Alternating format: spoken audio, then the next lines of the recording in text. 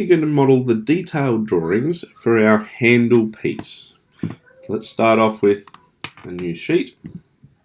We're going to add a base view. Base view will be of our handle. Now this has got the front orientation. We need to rotate that. We're going to go from the left so that we can actually see our handle. We can see that preview just there. We also want the scale to be 1:1. So we can go nice and large. I'm going to place that view out there down the bottom and click. Actually, before I click enter, I'm going to change and show my hidden detail lines, not just a wire drawing, and then I'll click OK. Okay. Once again, we're going to turn off the views that we don't want, then jump up to projected view, and we're going to project the view up, and we're also going to project the view across. Okay, now I'm going to add another view in a moment. Up in here is a base view, so why don't we do that now? So let's just go with add another base view. This time I'm wanting our whole handle. I might rotate that around just a little bit. I might go that way. Let's look at our scale. 1:2. It's going to be about the right size. So I'm going to place that view. I want that view to be shaded. I'm going to select OK. Then in that view, so we come back over to the left, again we're going to get rid of the base and the side, so we just have our handle piece. So we'll move that down just a little bit where we're happy with it.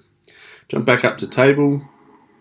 You're going to select our pictorial view, our isometric view. Put our table back in down the bottom. Sorry, before we double click on that, we need to actually link it with the grey control module there. Then we can double click, turn it the right way up, and close that, and there we are. Okay, just a personal preference, okay, but I'm going to put that indicator balloon up over here.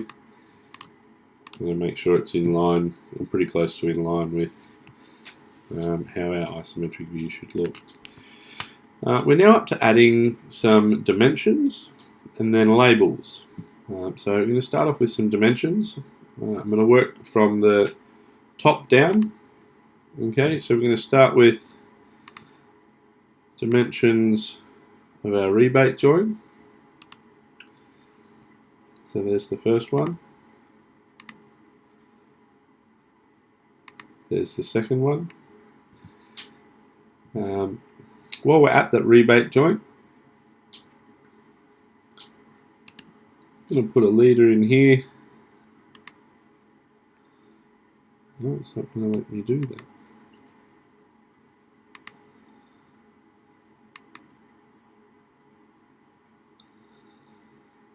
Okay. And I'm going to type rebate joint. Okay, now I can move this around. I should be able to move this around.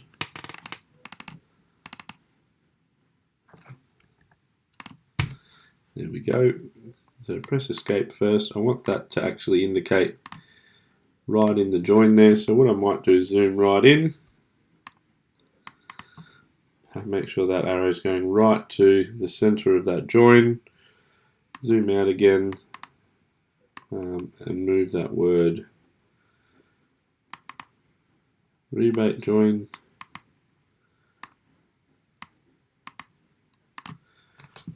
Okay, so we know what join it is. Okay, sometimes it takes a few goes and that's okay. On the other end of our top view, we need an angle dimension. So we're going to select the dimensions drop-down menu, go to angular dimension, we'll select the first edge here, second edge down the bottom. We're going to drag that up and place that one. Now again, we're going to come back to the leader. I'm going to select the edge here, and we're going to call this one a mitre joint. Note this is all in capitals. That's how that should be. And we now have our two joins labelled on our top view. If we come down to the end view or side view, I suppose, of our handle, we're really only looking for one dimension here. That's going to give us the width of our timber. Okay. So now time to add joins, or dimensions I should say, to the front view of our handle. So to start off with the dimension tool, I'm going to select these bottom corners. We're going to get an overall dimension, and we're going to put this up fairly high because we've got a few dimensions to go in here, and they will fall in underneath that 200. So next dimension, I'm going to go from that point there to there. Actually, we might go the other way if it will let us. No. Okay. So dimension. We want to go from our side to here and enter. Click escape. We now want to move that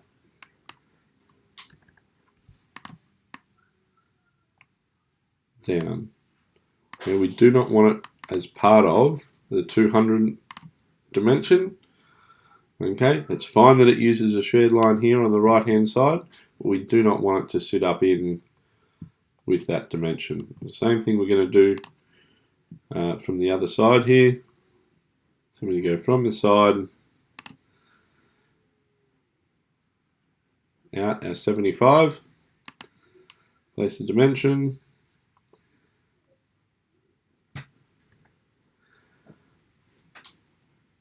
and again that we're going to select and drag down so it's actually in line with our 60. Before we can do much more, we need to put some center lines in, or some center marks. I'm going to do that for each side of that hole. That gives us the central position there. And again, we're going to dimension that. We're going to go from there to there. And we might actually just go from point to point. And we'll place that as close as we can to the 75. And we'll line it up then afterwards. So press escape, select that. Now you may have to lift that up significantly before we can bring it down in line. And you want to make sure, and this can be a little bit fiddly too, that we're trying to get that as close as we can to inline. You can see there we've got that now. Okay, we need a height indicator here on the left hand side. So we can go from this edge to this edge and out. Same on the right hand side. We do that for our hidden detail line. That comes out. We also want an overall height, so we're going to go from the top to the bottom. And last but not least, we want to make sure that we have dimensions for our circles. So up to the dimensioning tool. One of these I'll do as a diameter, so you can see what that would look like. And the other I'll do as a radius, just to show the difference. We can pop that one in just there. We now have our drawing complete. Make sure that you select save and OK.